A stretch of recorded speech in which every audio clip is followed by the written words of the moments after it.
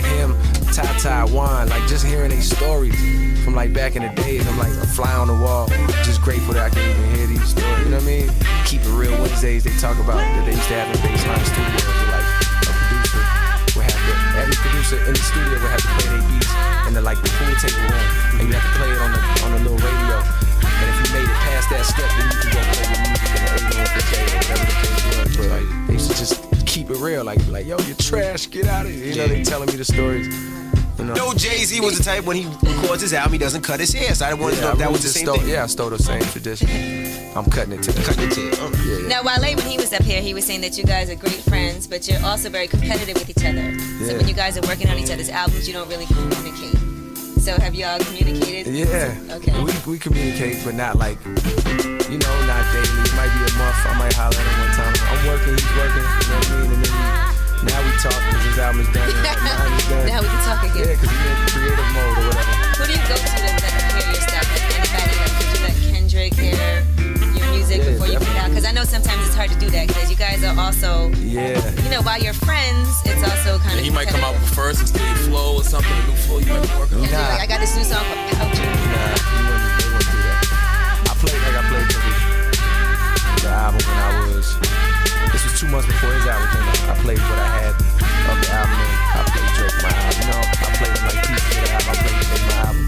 You know, you can't worry about that. You gotta have confidence that nobody's gonna be able to do what you do the way you do it. You know what I mean? Right. I understand what you're saying though. That used to be a fear. Like I don't want to play in my album. You know what I mean? But nah. Did you even feel like you needed a radio record this time around, especially being the numbers you put up last time? I didn't originally. That's why I put out Miss America first.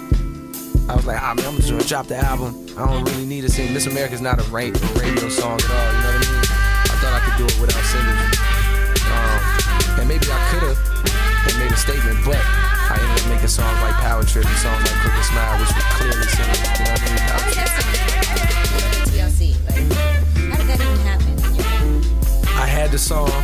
I had the concept for the song Crooked Smile, which is basically talking about my grill. You know what I mean? But also flipping it and like embracing it and trying to get other people to do the same. You know what I mean? Take their flaws and embrace them. It's all good to be based on love too. Yeah. I thought about doing like a remix maybe. Yeah, exactly. But that's how you perform it for real though. But so when I finally got the hook for the song, it reminded me of like something I would want to hear TLC song because they had the monster records that was positive. You know what I mean? It was uplifting. So I'm Pretty and Waterfall. So I reached out. I didn't think it would happen, but it happened. Now you went to St. John's. Yeah. You graduated from St. John's? Yeah. How important was getting your degree? Because I don't think I could name any other rapper that got a degree. Killer Mike. David Banner. Okay, besides that, you got your degree. Yeah, I did. How important was it? I always knew I was going to get it. It was important. Most people would have dropped out and kept rapping. It kept struggling. I needed college. I needed college to stay afloat. Period. Point blank. I needed to even be in New York City. But even more than that, like I'm on student loan checks? Exactly. The refund hustle. But like I needed it to stay afloat, period. But even if I didn't, like I was bound for college. You know what I mean? I was getting great grades. My whole life my mom told me she ain't go to college. My brother ain't go to school, but somehow she put it in me. Like, yo. So even from like first grade, I was always thinking about like what school I'm gonna go to, who I'm gonna play ball for. Dean Smith, Carolina. Like I always used to visit. Like not going to college wasn't even an option. You play ball for St. John's or no? No. You didn't mention your dad. Was your dad around?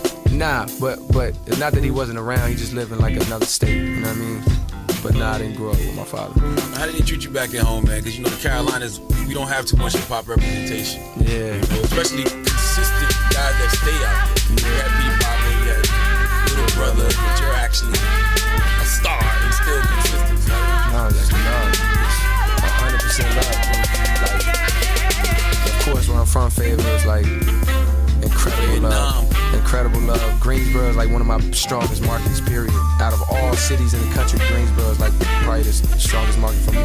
Raleigh, they show me love. Charlotte showed me mad love, and Charlotte is slow. Like they slow to hop on you. You know what I mean? And they finally start showing me love.